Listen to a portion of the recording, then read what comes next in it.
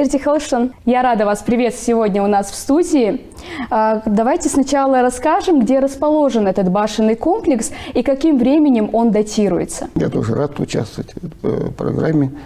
И как раз Оздика, этот башенный комплекс, он расположен вот в Галгайском ущелье, в Джейранском районе. Его как раз расположение очень удобное, наверное, одно из самых удобных башенных комплексов, потому что там около этого башенного комплекса проходит дорога Джейрах, Эгикал и Алкун. Эта дорога проходит, и доступность к этому башенному комплексу очень легкая для туристов, для жителей нашей республики. Поэтому этот комплекс, он интересен. Фактически все комплексы, которые у нас в горах находятся, они все интересны. Но для нас разницы нет. Мы к любому комплексу относимся как одинаково. Ну, конечно, выделяются некоторые комплексы, которые имеют такие архитектурные такие особенности. Действительно, наша архитектура, она восхищает и завораживает не только туристов, но и жителей республики. Этот комплекс, вот как раз там он обнесен и лесами, там есть пастбища, альпийские луга, и летом постоянно приезжают пчеловоды, ставят пасеки. Расположение очень удобное, и она граничит с такими башенными комплексами, как Гадаборж, Лейми, Эгикал, Карт, ну и другими. А вот какие фамилии являются выходцами из этого комплекса? Выходцы, ну, Баркинхоевы, Хамчиевы, Тачиевы, Катиевы, Тутаевы, потом Парчиевы, как я уже сказал, Гадаборшевы. Но все, кто относится к Баркинхоевым, я боюсь, что не все сказал, потому что я в принципе, и сам родом, это тоже моя родина, и конечно, я все эти фамилии знаю, но просто перечислять очень долго придется. И я еще хотел бы сказать, что он состоит из 3 частей: верхний, средний и нижний Оздик. У нас у каждого вот башенного вот этих частей каждая своя история. Например, в Нижнем Оздике там у нас находится одна боевая башня, 2 полубоевых и 9 жилых башен. Но, к счастью, до нас сохранилась вот одна боевая башня. Она имеет высоту 26 метров. 6-этажный, 26 метров. Но, к сожалению, другие башни у нас полуразрушены и в разрушенном состоянии там находятся. В Среднем Оздике у нас 1 боевая и 11 жилых башен. Ранее по фотографиям там были 2 боевые башни, но сейчас сохранилась одна очень красивая башня.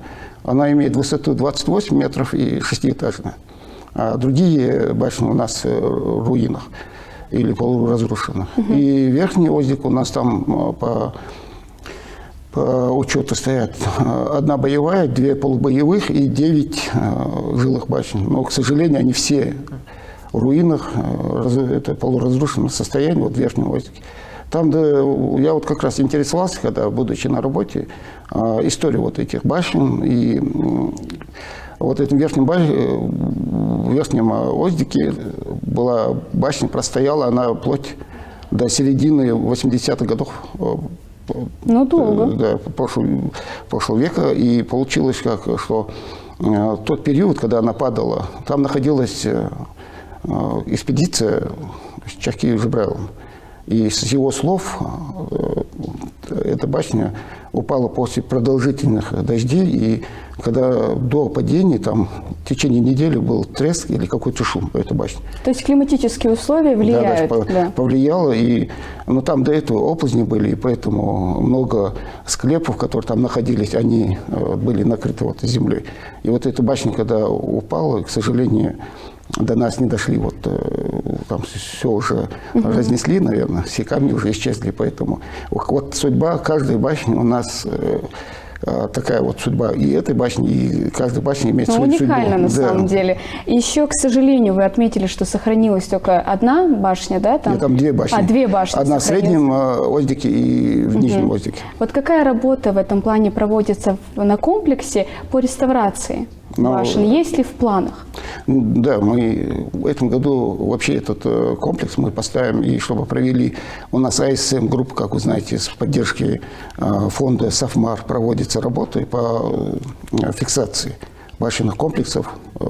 И мы в этом году постараемся тоже внести этот башенный комплекс, чтобы там они проводят сканирование по местности, и там многие башенные комплексы, потом мы выявляем объекты. В прошлом году вот по этой линии были выявлены более 350 объектов.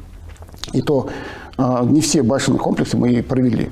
Они проходят где-то около 30%. Поэтому у нас до конца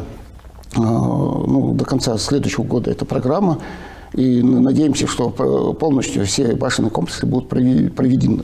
Касаемо вот еще выявленных объектов, у нас в Среднем и Нижнем Оздике проводились силами местных жителей, которые оттуда выходцы из этих башенных комплексов, они провели реставрацию. Реставрацию очень довольно хорошо провели.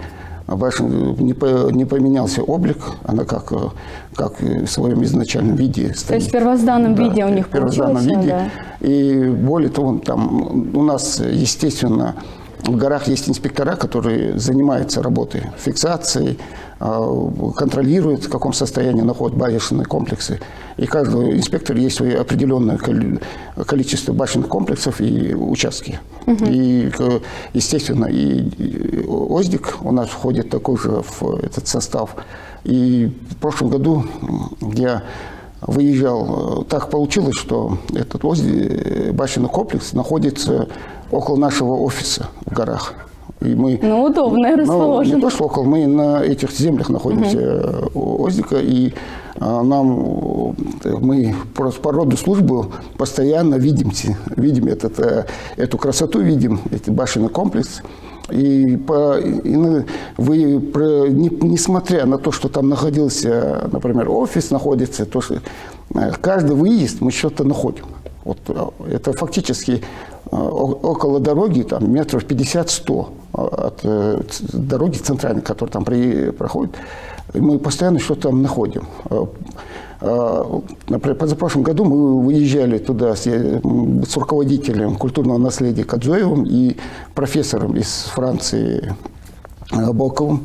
Мы выезжали, и там за нами была обнаружена мельница, водяная мельница, это в Среднем Оздике. Потом, через какое-то время, когда была информация, что есть еще наподобие этой мельницы, выехав, тоже невыявленно, обнаружили, я имею в виду невыявленные объекты, которые у нас не стояли на учете, потому что бывает, что жители из этого селения, выходцы, когда собираются, они, может, видели, турист мог видеть или там охотник, но этот объект может не стоять в реестре, и если он не стоит, он считается, как будто его нет, поэтому эту мы работу проводим. И это место, где можно все исследовать и найти что-то новое. Да. И вот я говорю, вот то, что любой выезд мы что-то находим. Вот после обнаружения вот этих двух мельниц была информация, что есть город мертвых вот в Среднем Оздике. Он находился в лесном массиве, там мы выявили 22 хорошо сохранившихся склепа. Там подземные, надземные и полуподземные склепы. 4 были надземных, остальные полуподземные и подземные. И мы на учет ставили тех, которые сохранились. А там были еще подземные, они завалены землей. И, к сожалению, там не все. Время все равно берет свое, если вовремя не проводить необходимые работы, у нас мы можем многие вещи потерять со временем.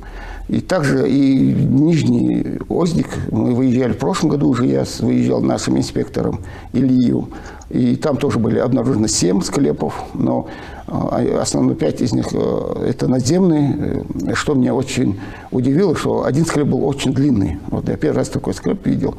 И тоже вот эта работа у нас продолжается постоянно. Мы надеемся, еще будем радовать наших жителей с новыми находками, новыми таким, как бы я не сказал, открытиями, это как бы такие, с новыми там объектами, которые у нас не стоят на учете. Но я хотела бы отметить, что действительно вами проводится колоссальная работа. Это можно понять, если изучить ваш сайт.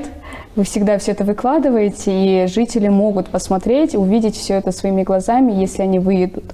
Хотелось бы также поговорить о том, что вот вы рассказали нам несколько исторических фактов, но каждый башенный комплекс, с ними связаны легенды, мифы. Я знаю, что у башенного комплекса «Оздик» есть несколько названий тоже, да? Расскажите нам и об этом.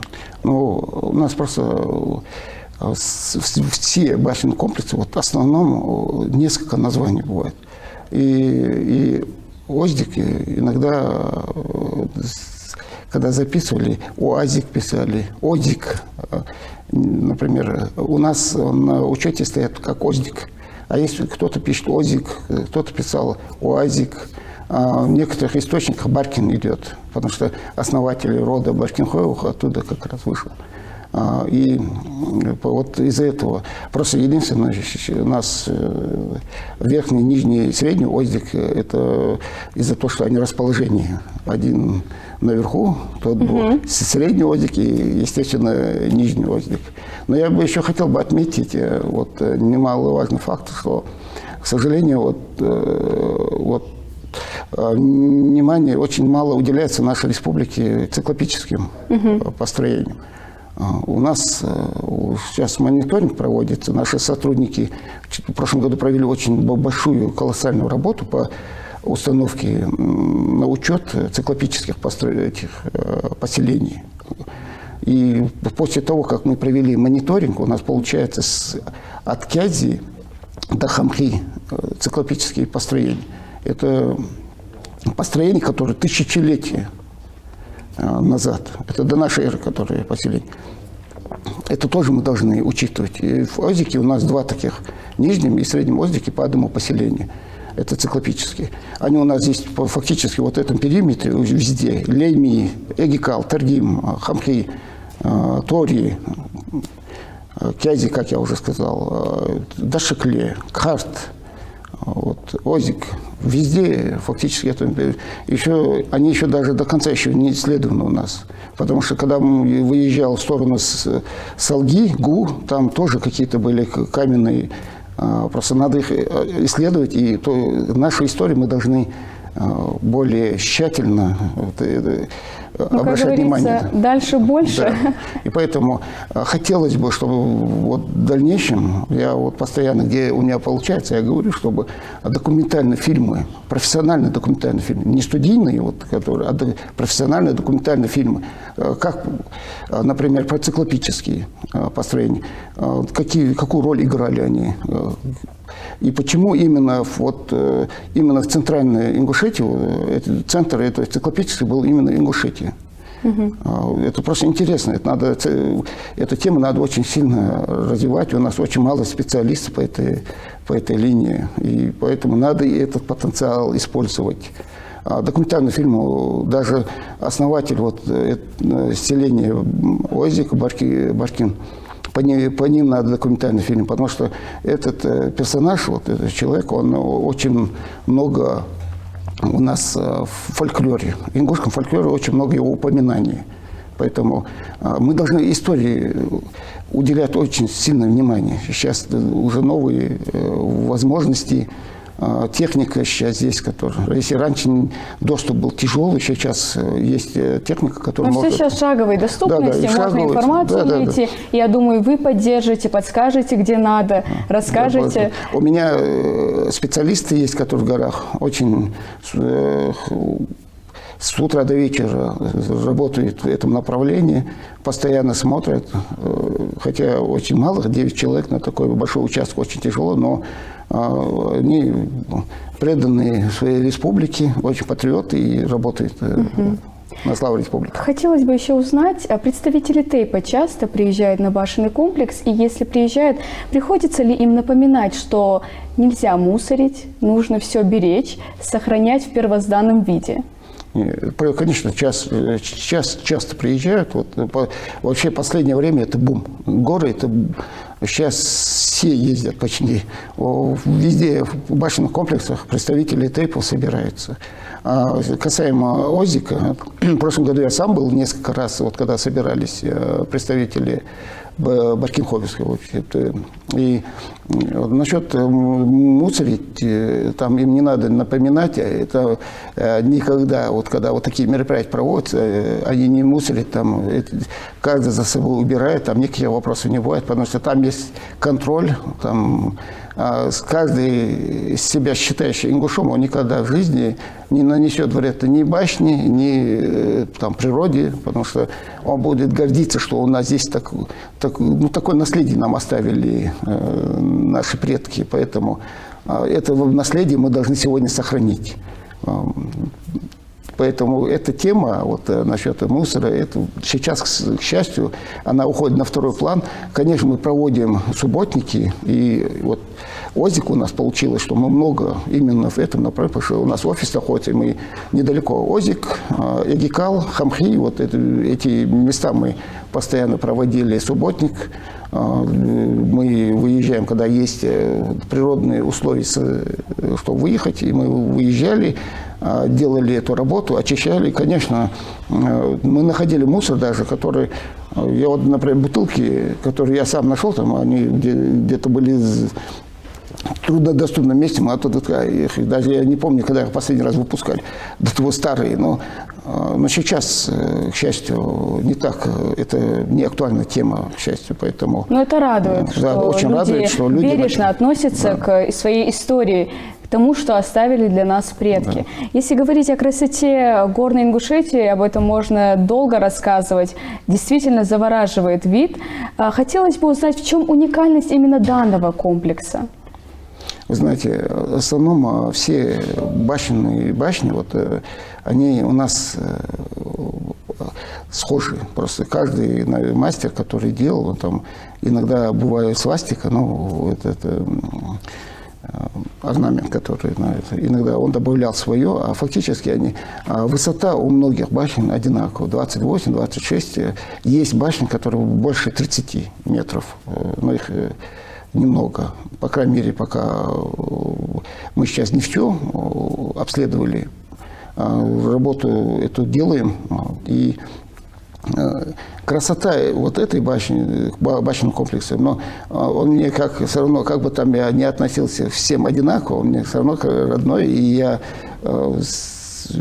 вид этих башен очень красивый.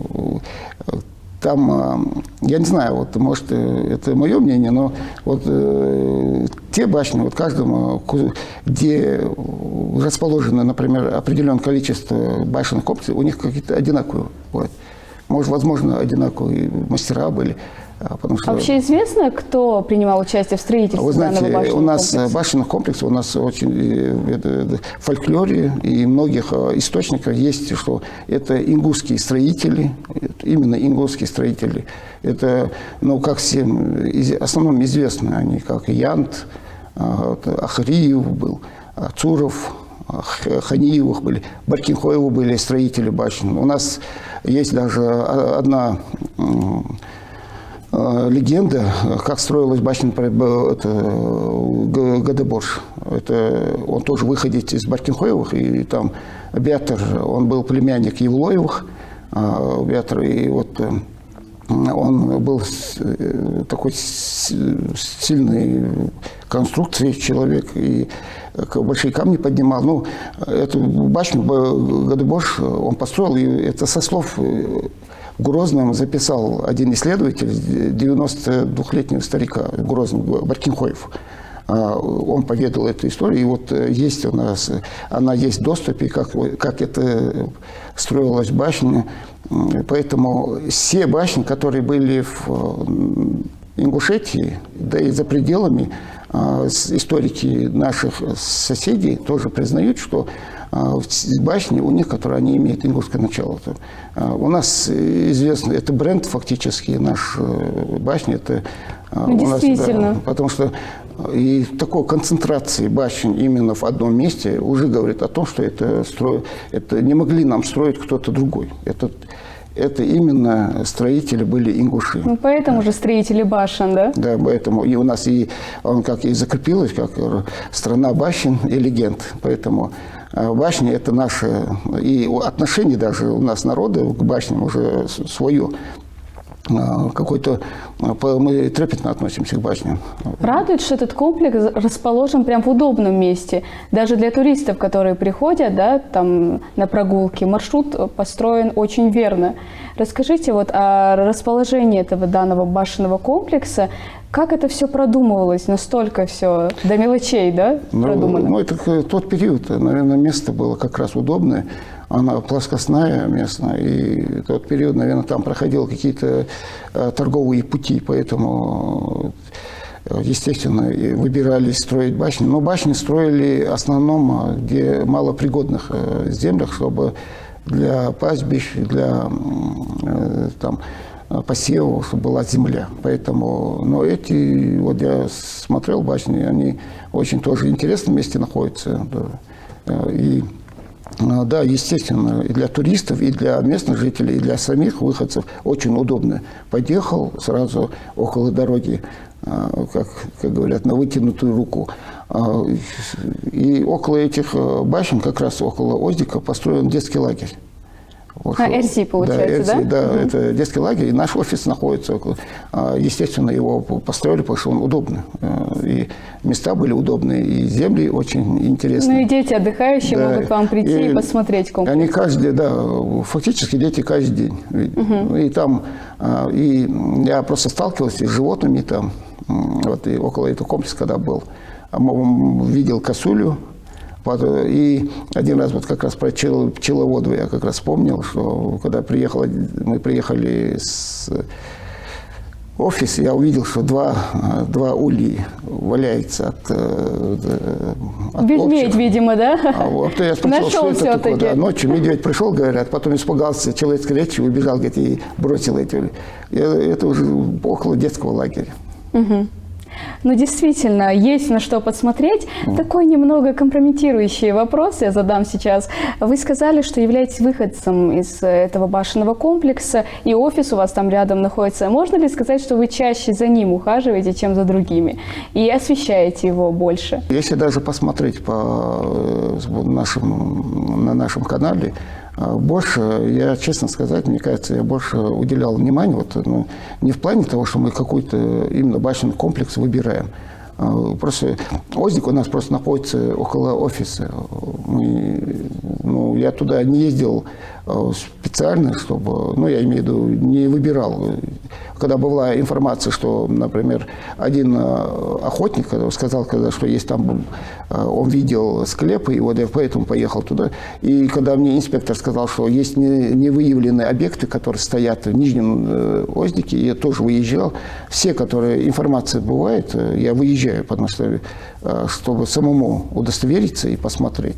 А так я не выбираю, потому что моя должность такая, я не должен давать какое-то предпочтение. Для меня все башни одинаковые.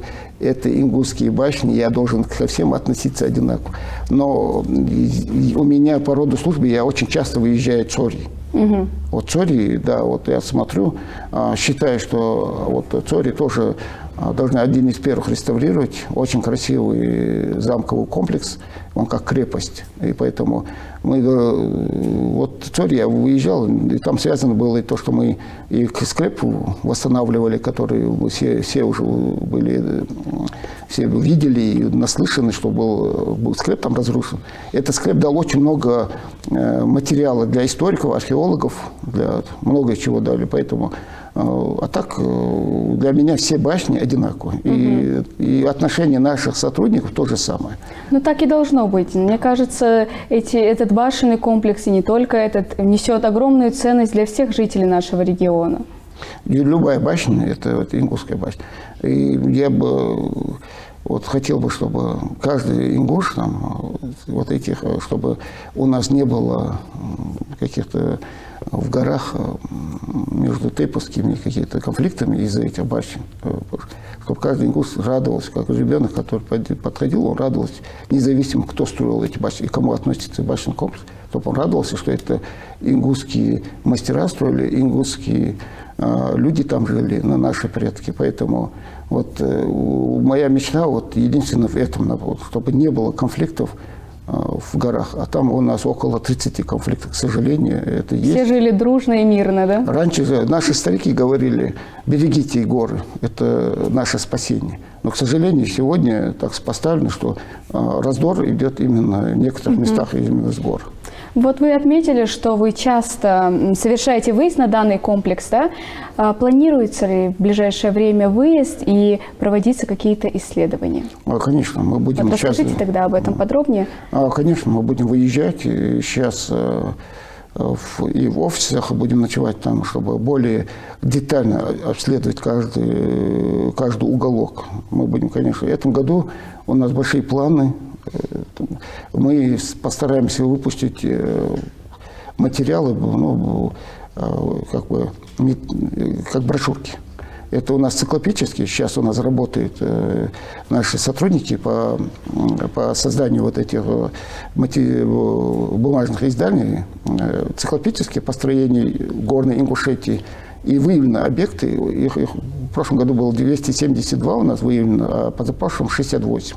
И по ним тоже, чтобы люди видели, интерес был, что выявлены, вот какие были объекты у нас в горах, которых раньше не были учтены.